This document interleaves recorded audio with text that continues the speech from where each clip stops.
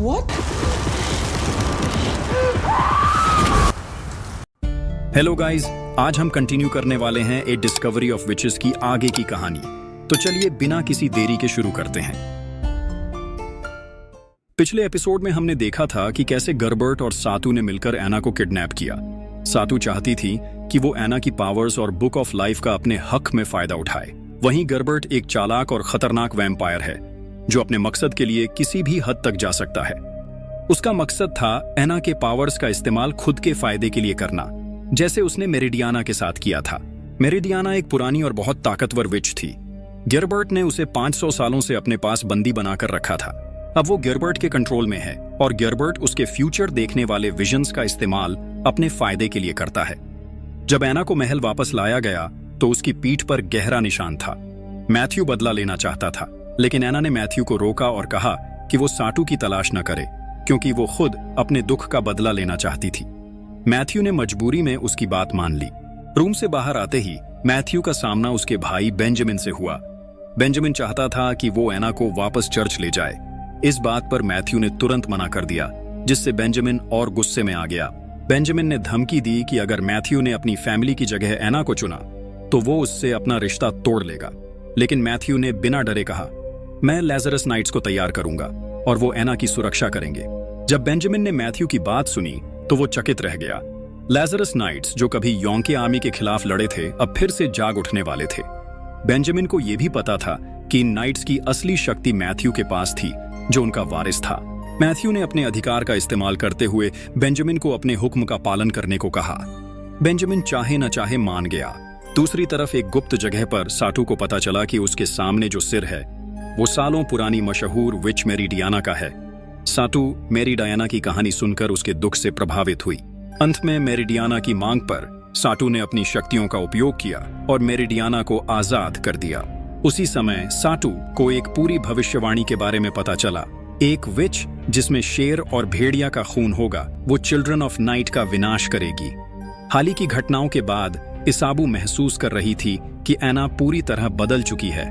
उसने कहा, एना अब एक बिल्कुल अलग इंसान लगती है, जैसे उसकी सारी बंदिशें खत्म हो गई हों। सब लोग पहले सोचते थे कि एना किसी जादू के कब्जे में है, इसलिए वो अपनी मैजिक का इस्तेमाल नहीं कर पाई। लेकिन इन हालात का सामना करते हुए एना की असली शक्तियां पूरी तरह से वापस आ गईं। ये सुनते ही एना परेशान हो गई। उसे अपने बचपन की याद आई, जो उसके लिए एक चिंता का कारण बन गया। एना के अंदर एक अजीब सा संकोच जाग उठा जब उसने सुना कि उसकी मैजिक फिर से सील हो सकती है। इसके अलावा बचपन में उसके माँ बाप की हत्या के राज ने उसके मन में और भी ज्यादा सवाल खड़े कर दिए। सच का पता लगाने के लिए एना और मैथ्यू ने न्यूयॉर्क का सफर किया और वहां से एडिसन में आंट सैरा के घर पहुंचे। जैसे ही उन्होंने दरवाजे पर कदम रखा, घर अचानक हिलने लगा। लेकिन ये कोई भूकंप नहीं था, बल्कि घर अपने मालिक के वापस आने का स्वागत कर रहा था। थोड़ी देर बाद आंट सैरा और एमिली भी घर लौट आईं, लेकिन एना ने उन्हें अंदर आने से पहले ही रोक दिया और सीधे सवाल किया, क्या किसी ने मुझे शाप दिया था? सारा और एमिली ने कुछ भी छिपाने की कोशिश नहीं की और सच बोल दिया। उन्होंने कहा, एना को शाप देने वाले और कोई नहीं बल्कि उसके माँ बाप थे। यह बात एना के लिए एक बड़े झटके से कम नहीं थी। उसने कभी सोचा भी नहीं था कि उसके माँ बाप ने ही उसकी शक्तियों को सील किया होगा। उसने गुस्से और दुख के साथ पूछा, मैंने ऐसा क्या गलत किया था? एमिली ने शांति से जवाब दिया, पीटर हमेशा ये मानता था कि तुमने अपनी माँ की शक्तियां विरासत में पाई हैं। इसी वजह से वो तुम्हें हमेशा खत्म करने की कोशिश करता था। तुम्हें उससे और उसके जैसे दूसरे दुश्मनों से बचाने के लिए तुम्हारे माँ बाप ने तुम्हारी शक्तियों को सील कर दिया। एना के लिए ये सच बर्दाश्त करना मुश्किल था। इतने सालों तक उसे इस राज के बारे में बिना बताए रखा गया था, जो उसके लिए दुख और गुस्से का कारण बन गया। उसका दिल और दिमाग सवालों से भर गया। तभी घर एक बार फिर तेज हिलने लगा। इस बार हिलना पहले से ज्यादा भयानक था। अचानक दो चेहरे घर के अंदर प्रकट हुए। वो और कोई नहीं बल्कि एना के माँ बाप स्टीवन और रिबेका थे। यह नजारा ऐसा था जैसे सब लोग अचानक से बीते हुए वक्त में लौट गए हों। लेकिन असल में उस घर का पुनर्निर्माण हो रहा था, जो एक पुरानी याद को सामने ला रहा था। सभी ने देखा कि एना के माँ बाप उसके साथ कुछ कर रहे थे। पहले यह सुरक्षा के लिए लग रहा था, लेकिन सच्चाई कुछ और ही थी। यह एक तरह की सजा थी। स्टीवन, एना के पिता, उसकी शक्तियों को सील कर रहे थे। इसी बीच पीटर वहां आकर एना का टेस्ट करता है। लेकिन शक्तियां सील होने की वजह से टेस्ट असफल हो जाता है। कुछ दिनों बाद पीटर का ध्यान पूरी तरह खींचने के लिए एना के माँ बाप ने वो जगह छोड़ दी और एना से अलग हो गए। ये सब देखकर एना के जज्बात टूट गए। उसके दिल और दिमाग में एक तूफान सा उठ गया जिसे वो संभाल नहीं पा रही थी। गुस्से और उदासी के साथ वह बिना सोचे समझे जंगल की तरफ भाग गई। शुक्र था कि मैथ्यू हमेशा उसके पीछे था, जो उसे संभालने और तसल्ली देने के लिए वहां पहुंच गया। दूसरी तरफ बेंजामिन की कांग्रेगेशन पर सभी लोगों की तरफ से कठोर आरोप लग रहे थे। इसके बावजूद बेंजामिन शांत था और उसका विश्वास था कि एना को सातू ले गई है। बेंजामिन के विश्वास के साथ पीटर ने भी कहा कि जो जादूगरों की टीम भेजी गई थी उन्होंने सातू को वहां देखा था। अब किसी को कोई शक नहीं रहा और सभी लोग सातू की तलाश के लिए योजना बनाने लगे। लेकिन डोमिनिको अपनी तेज सूझबूझ के साथ अब भी शक में था। उसका मानना था कि जर्बर्ट सबके सामने कुछ छिपा रहा है। मीटिंग के बाद डोमिनिको जर्बर्ट के घर पहुंचा, जहां सिर्फ जूली पहरा दे रही थी। डोमिनिको को हैरानी हुई कि जूली ने यह मौका पाकर भागने की कोशिश क्यों नहीं की। एना शायद अब भी मैथ्यू के साथ खुशी से जी रही थी। यह सुनकर जूली के चेहरे पर बेचैनी साफ झलक रही थी। उसी शाम जर्बर्ट जूली को लेकर चर्च पहुंचा, जहां बेंजामिन मौजूद था। जर्बर्ट ने सबके सामने कहा कि साटू के साथ जूली भी इस साजिश में शामिल थी। जूली पर आरोप लगाने के बाद जर्बर्ट ने उसकी तरफ देखा और चाहा कि वो मान ले, लेकिन जूली ने झूठ बोलने से इनकार कर दिया।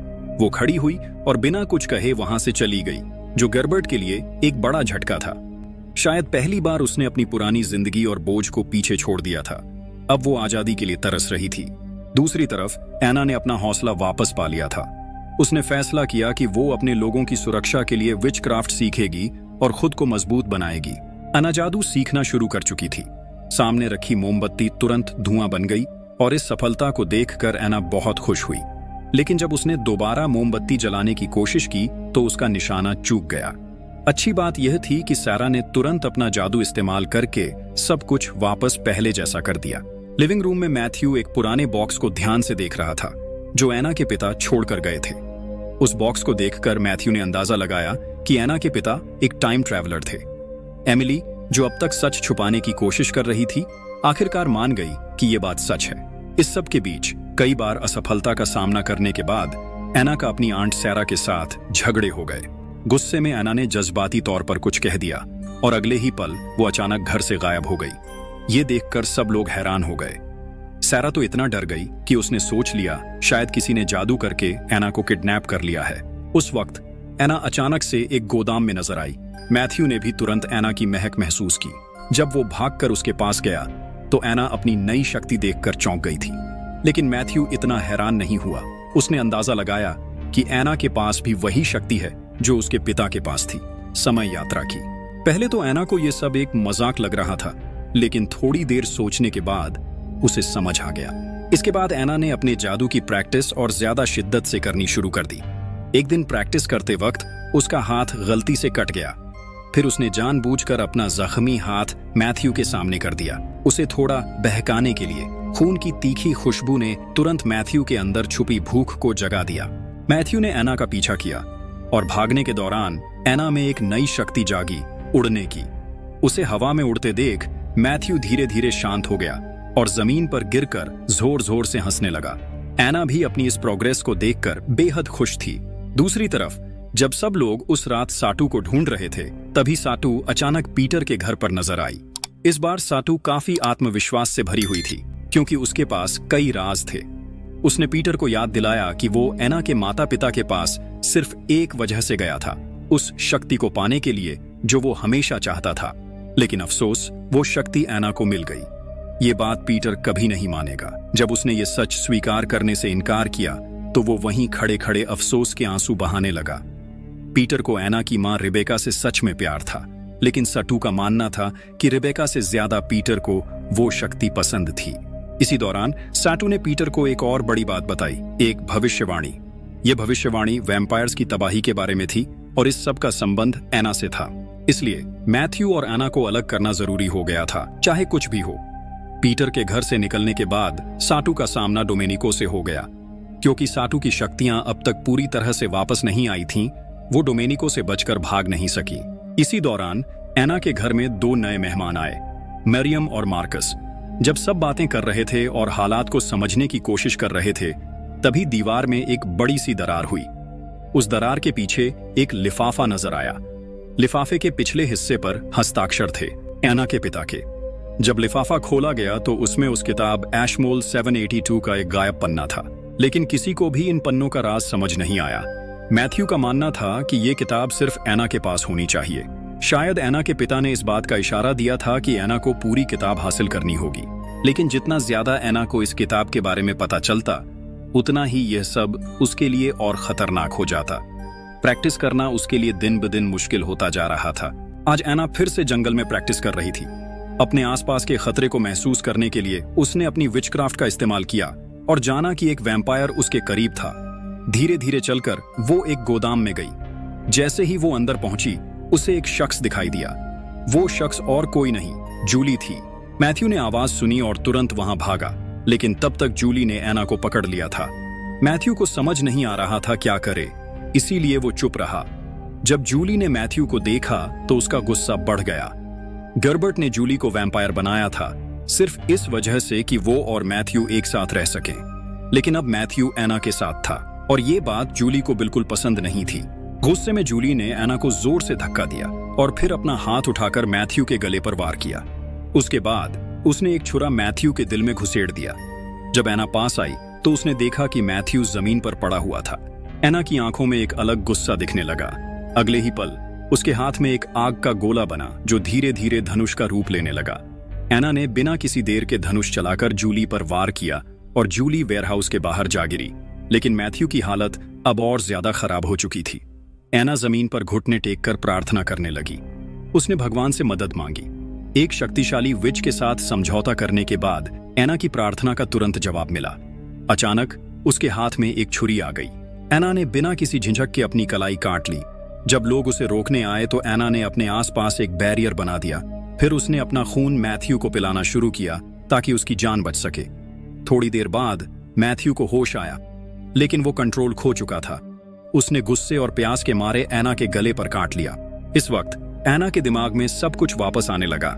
मैथ्यू से मिलने के बाद जो कुछ भी हुआ था वो एक एक करके याद आने लगा। जब एना को लगा कि मैथ्यू उसका सारा खून चूस लेगा, तभी मैथ्यू ने अपने आप को संभाल लिया। लेकिन इस हादसे के बाद सबसे ज्यादा चोट एना को लगी थी। उसकी चोट को ठीक होने में काफी वक्त लगा। मैथ्यू एक पल के लिए भी उस जगह से नहीं हिला। जब एना होश में आई तो उसने मैथ्यू से उसकी एक्स गर्लफ्रेंड जूली के बारे में पूछा। मैथ्यू का जवाब सीधा और साफ था, उसका जूली के साथ अब कोई रिश्ता नहीं था। फिर मैथ्यू ने एक और गंभीर बात बताई जो सबको और भी ज्यादा टेंशन में डाल गई। मैथ्यू ने समझाया कि जूली के यहाँ तक पहुंचने का मतलब है कि ये जगह अब सुरक्षित नहीं है। अब बस बैठकर मौत का इंतजार नहीं किया जा सकता। उसने एक आइडिया दिया, एना की टाइम ट्रैवल की शक्ति का उपयोग करके कुछ समय के लिए छिपने का। दूसरी तरफ डोमेनिको ने साटू को पकड़कर तुरंत गर्बर्ट को जानकारी दी।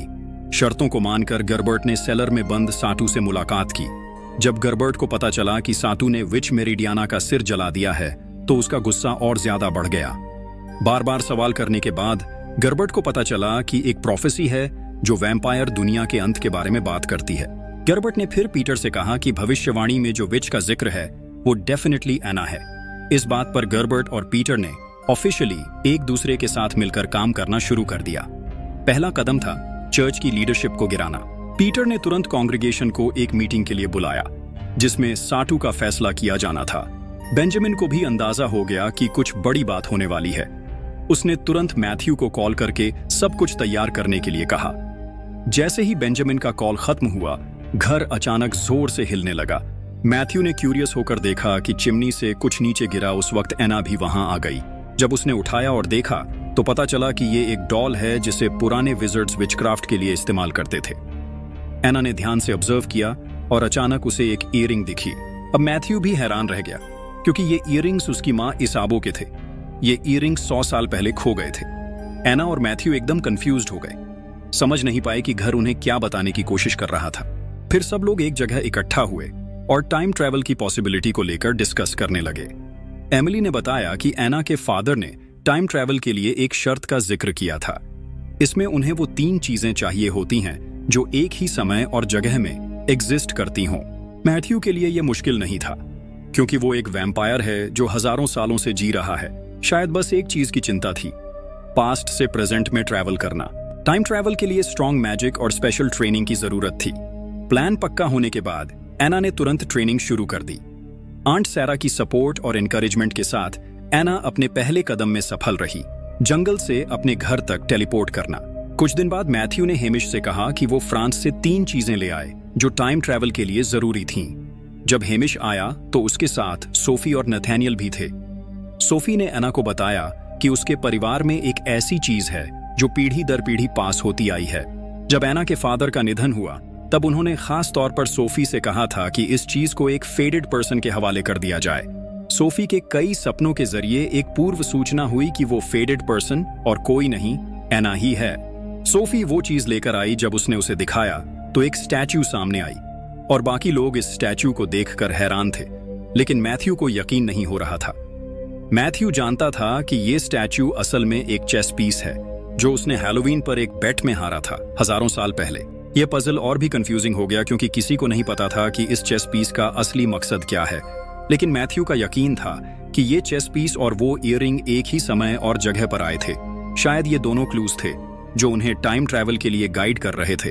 जब सब तैयारियां कर रहे थे तब एना ने मैथ्यू के साथ टेलीपोर्टेशन की प्रैक्टिस शुरू की। अगले ही पल एना सफलता से 25 दिन पहले महल पहुंच गई। उसने और मैथ्यू ने इज़ाबो के सामने असल बात नहीं बताई, लेकिन मन ही मन उससे अलविदा कहा।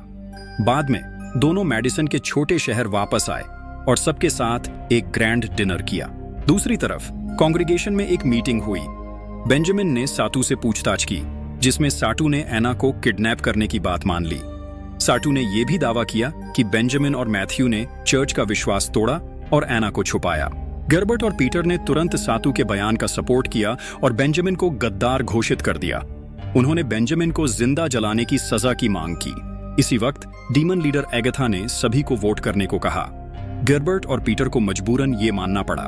वोट्स के नतीजे आए और शुरू में गर्बर्ट और पीटर को लगा कि वे जीतेंगे, लेकिन उन्हें पता चला कि डोमिनिको ने उनके फेवर में वोट नहीं दिया। डोमिनिको और कुछ अन्य लोगों के सपोर्ट से बेंजामिन बड़ी मुश्किल से इस खतरे से बच गया। लेकिन उसी वक्त गर्बर्ट ने फिर से बेंजामिन को सवालों में घेरा। बेंजामिन के पास कोई रास्ता नहीं बचा और उसने मैथ्यू के लोकेशन का पता दे दिया। उसी समय मैथ्यू और एना ने सबको अलविदा कहा और आखिरी कदम की तैयारी शुरू कर दी। मैथ्यू ने एक पुरानी किताब और वो चेस पीसेस निकाले जो उसने पहले कलेक्ट किए थे। ये चीजें उसके एक पुराने दोस्त से जुड़ी थीं, जो हजारों साल पहले लंदन 1590 में उसके साथ था। उसी समय और जगह जहां से चिमनी से मिली ईयरिंग भी जुड़ी हुई थी। जब ये सब कंफर्म हो गया, मैथ्यू और एना टेलीपोर्ट के लिए तैयार हो गए, लेकिन तभी पीटर को इसकी खबर मिल गई और वो तुरंत वहां पहुंच गया। पीटर के साथ सातू भी आ गई। उन्होंने बिना देर किए मैजिक का इस्तेमाल करके दरवाजा खोल दिया। दरवाजा अचानक खुलते ही एना ने मुड़कर देखा। आखिर इस सब के बाद क्या होगा? क्या वे टाइम ट्रैवल कर पाएंगे? ये सब सीजन 2 में पता चलेगा। तो दोस्तों, सीजन 1 यहीं पर खत्म होता है। कमेंट्स में बताना कौन सा पार्ट आपका फेवरेट था और क्या आप सीजन 2 के लिए एक्साइटेड हैं? क्या मुझे सीजन 2 लाना चाहिए? तो चलिए मिलते हैं अगली वीडियो में। बाय।